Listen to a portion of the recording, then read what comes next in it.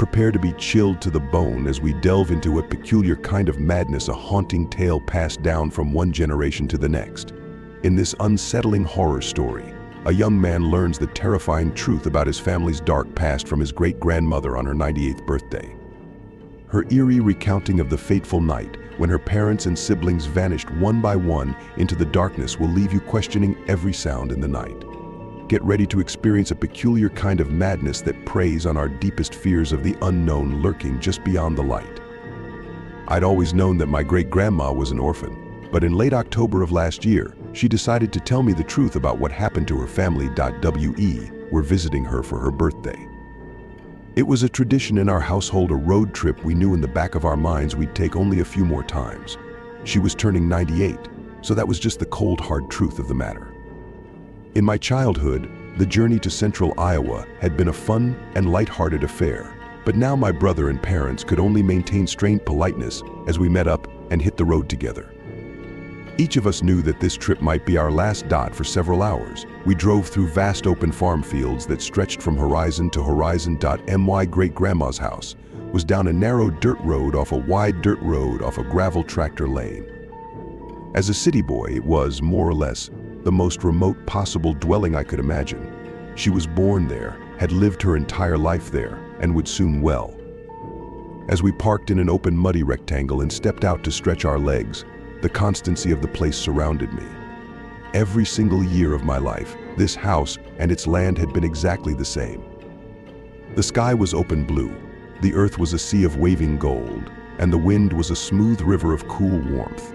There was never anything to mar those three pillars of sensory experience except the house, the barn, a defunct old tractor, and the bell. The bell was a simple thing raised high on an old metal crook. It sat out in the fields about a quarter-mile from the house, serving as a measure of the wind. If a storm was coming, the bell was supposed to ring, a necessary precaution in tornado country. The only problem was, the bell and its crook had rusted over long ago. Every time I got out of the family van from age 5 to age 26, I glanced that direction and felt a sense of unease as my gaze fell upon that decayed artifact. This time, at age 27, I looked over and saw that the bell had been scraped and polished clean of rust. It glinted in the sunlight, practically daring me to look at it. I followed my family inside while struggling with a feeling of dread that I couldn't articulate. Who had cleaned the bell? And why? I tried to stop thinking about it as we gathered in the kitchen and said our hellos. My great-grandma was making tea and shooed off our attempts to help. She was a frail woman for whom movement was difficult, but she'd never let that stop her. The Wisconsin Fi password is on a note in the living room, she told us with unquestionable authority. Go stare at your phones and the tea will be ready in a moment. My brother and I did as we were told, but my parents turned on the television instead of looking at their phones. For a few minutes we stayed in our separate worlds, only returning to the present when my great-grandma brought in the tea. And we had a nice time. That night, when everyone else was long asleep, I happened to open my eyes and see a glow under the door of the guest room I shared with my brother. My parents were in a different room and would not see the same light, so it was up to me to investigate. Quietly, so as not to wake him, I crept out and down, finding my great-grandma still awake. She sat in her big jade leather chair, her gaze on the television. She asked me without looking my way, "You don't fall for this stuff, do you?" "What, like ads?" She pointed her thin little arm at the nearby couch. "Sit." I sat. "I'm going to tell you a family secret," she said softly, finally looking my direction. "It's for you, and possibly for your brother, but not your parents. Do you understand?" I didn't, not fully, but I nodded. "You know, I was an orphan for a time. Born in this house, lived with my family, but then raised by an uncle. After it happened, she didn't wait for my nod. I was 10 years old that night. It was my birthday. My mother had gotten me a small cake about the size of your fist.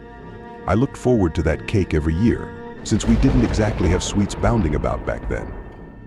It was 11 cents, so rather expensive, but my mother got one for every one of us on our birthdays, no matter what she had to scrimp or save. All year long, I saw Mary get her cake in January, Arthur get his cake in March, Eleanor in June, Clarence in July, then Ruth a week after Clarence. Then it was months and months until me, the odd one out, on October 29th. I was so excited for that cake. As the days rolled closer, as the morning dawned, as the hours inched by, I hopped around the house like a bunny rabbit. But I wasn't allowed to eat it until well after supper. I stared at the clock, so I know. Yes, that one on the mantle there, the brass and chrome one. Same one. But I stared at the clock, so I know night fell at 6:41. That was the moment bright orange stopped glinting off that clock and my mother rose to light a lamp. I looked up at her. "Now." She smiled and shook her head. My brothers and sisters complained in a chorus in support of me, but she just shook her head at them. "Too soon, and she'll ruin her supper." Father came in from the fields not long after that, dirty and tired as all get out. He ate in silence while we chattered endlessly about what type of cake it would be. Under the frosting, who knew? It might be raspberry, vanilla, or even chocolate. We grew silent as Father neared the cleaning of his plate, an event which would mark the end of supper. 4 pieces of meat and bread remained, then 3, then 2. Any moment now. He stopped at the last piece, holding it unmoving above the remaining dollop of gravy. We turned our heads. It was the bell. The bell was ringing out in the fields. Father grunted, then put the last piece of his food back on his plate before rising. He opened the front door. We braced ourselves for the wind, but none came. He spat on and held up a finger to the night air, then shook his head. He moved back into our lamplight and sat. Arthur asked, "Is it going to storm?" Mary asked, "Is there going to be a tornado?"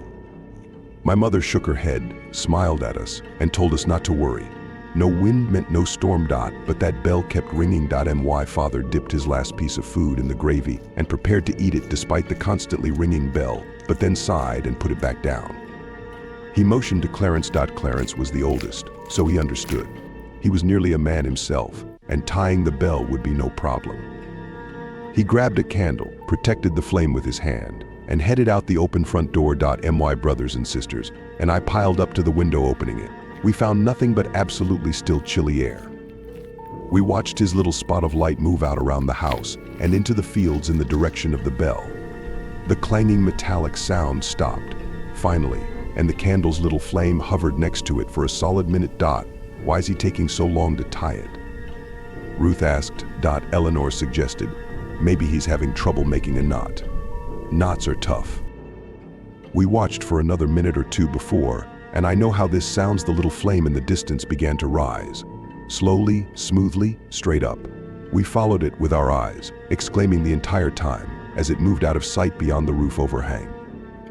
The bell began ringing again. His knot must have come loose, Arthur said. Our parents came to look at our insistence, but there was nothing to see by then.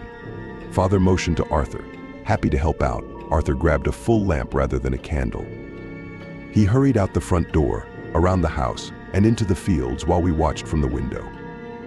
The lamp was easier to see, and we were absolutely certain he reached the crook. As the lamplight hovered there, the bell stopped ringing. At that point, we had no reason to think anything was amiss. Maybe the wind had just blown a wisp of burning candle string up into the sky and Clarence had gotten lost in the dark. He would see the lamplight, find Arthur, and they would both come back.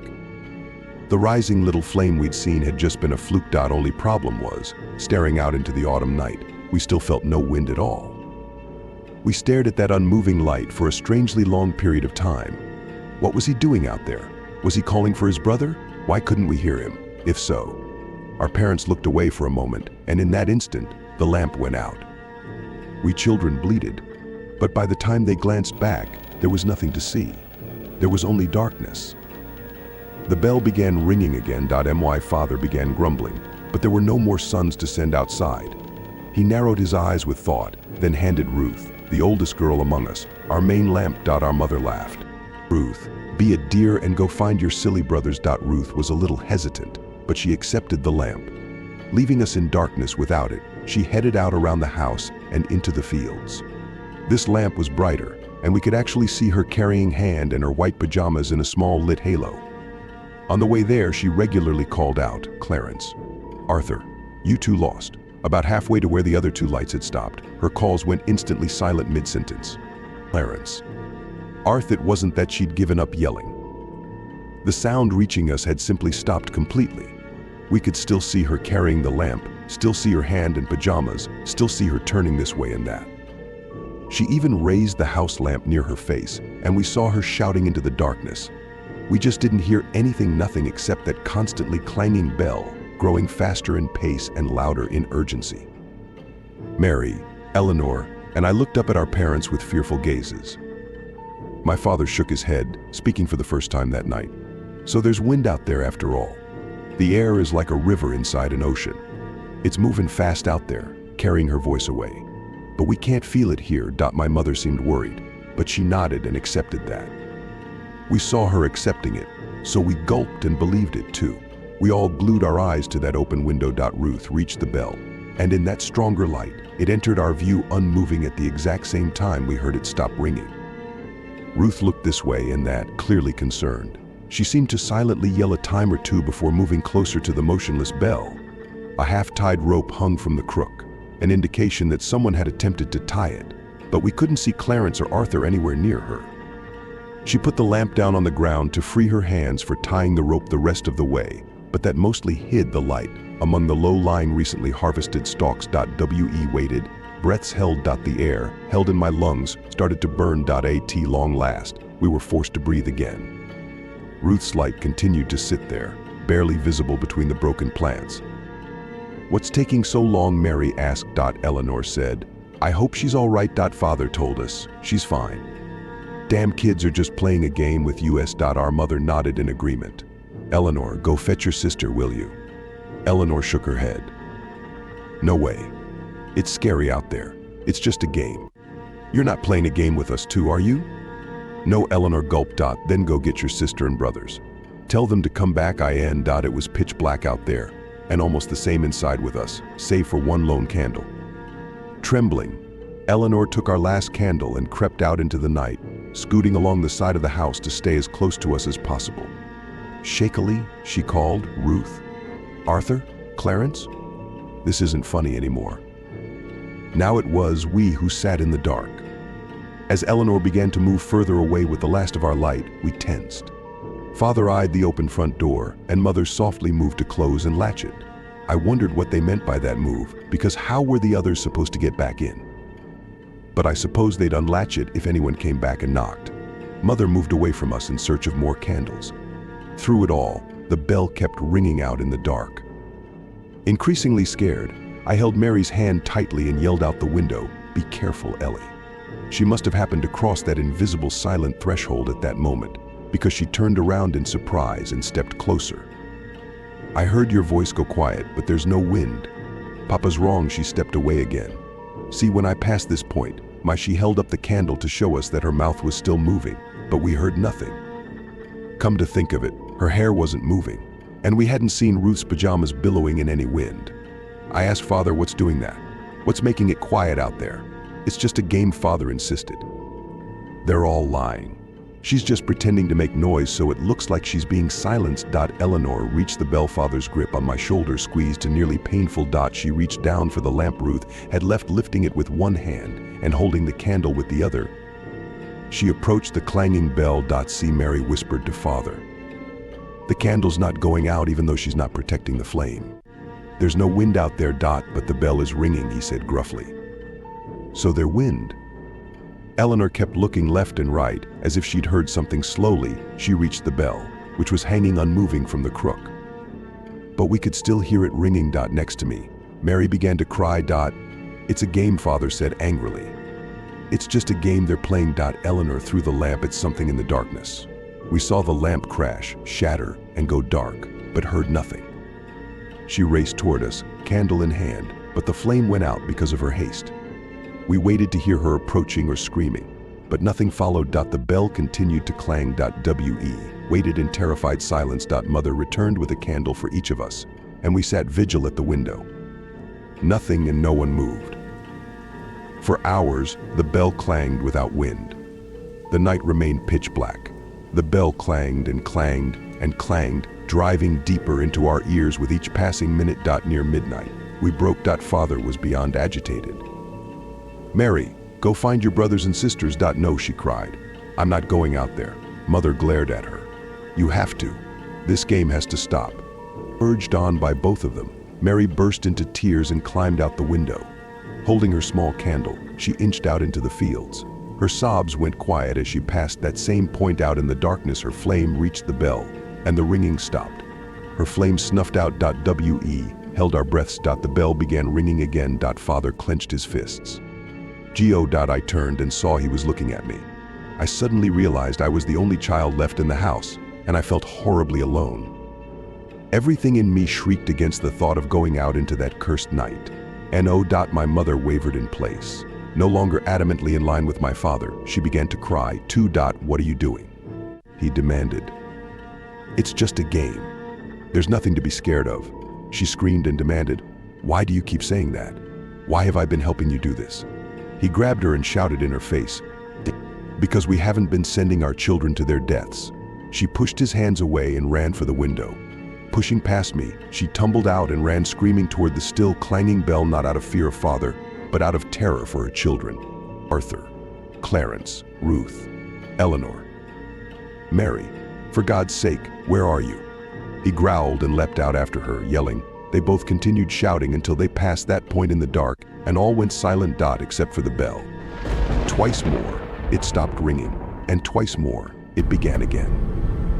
In panic and terror beyond reason, I closed and latched the window and pushed all of the furniture against every entry to the house. I curled in a cupboard holding the last candle up to my face as it slowly melted its way down toward my fingers. I was alone. Somehow I was alone. We'd all seen the danger and stared right at it as it happened, but one by one they'd all gone out there anyway. I'd been surrounded by a full band of siblings my entire life, and now I was completely and utterly alone in a house in the middle of nowhere. By the length of my candle. It was 3 a.m. when the knock came at the door. I trembled, but did not make a sound. The knock sounded again 40 heartbeats later. It was louder this time. I shook, holding my candle tight. The third knock was more like a tremendous crash or kick, and I heard the door explode inward. 60 heartbeats of silence passed, and then the floorboards creaked. Something in me told me to put out my candle for fear of it being seen through the cracks in the cupboard, but I didn't dare. Not darkness. I couldn't handle darkness. I would scream if I did, so I kept it lit. Slow, quiet steps moved through the house. Whoever it was seemed to be pausing and listening at times at others. They would rush forward to a random spot in a sudden frenzy and then stop abruptly. 400 heartbeats after that. The bell began ringing again. But this time, it rang from inside the house. It rang from the kitchen. It rang from near the bed. It rang outside my cupboard. Clang 10 feet away, clang 5 feet away, clang right up against the cupboard door, and then it opened. I sat expectantly, mouth open and eyes wide, as I waited for my great-grandmother to continue. After a bit, I realized that was it. But what'd you see? She shook her head. That's not the point. I'm here, so obviously I survived, and a young man like you doesn't need to know what horrors walk this world outside the paved cities of man. Gulping, I asked. You're not just pulling my leg? This really happened. Yes, her gaze went distant by television light. But here's what I want to tell you, and what you should tell your brother. The thing that opened that cupboard door and stared at me from the dark, the thing that hoped to wait out my candle before the coming of dawn, had a bell tied to one of its teeth with a blood-soaked rag, such that it would clang when its mouth was opened for hunting. Somehow, some way, some heroic poor soul managed to tie a warning bell to that thing before they died. We heard that warning bell all night long, and yet my entire family walked out there one by one. We didn't listen because we didn't to listen. My father knew what he was doing halfway through, but he didn't want to accept what he'd already done, so he did even worse to continue living the lie. I narrowed my eyes. What are you saying? She grabbed my hand briefly. Fear will tell you to put your candle out, but your head will tell you to keep it lit. Don't give in to fear. You keep it lit, you'll get through this. Turning my head, I became aware of a sound in the distance. Is that the bell? I was so caught up I didn't notice. How long has that been ringing? She just clenched her fist and turned back to the television.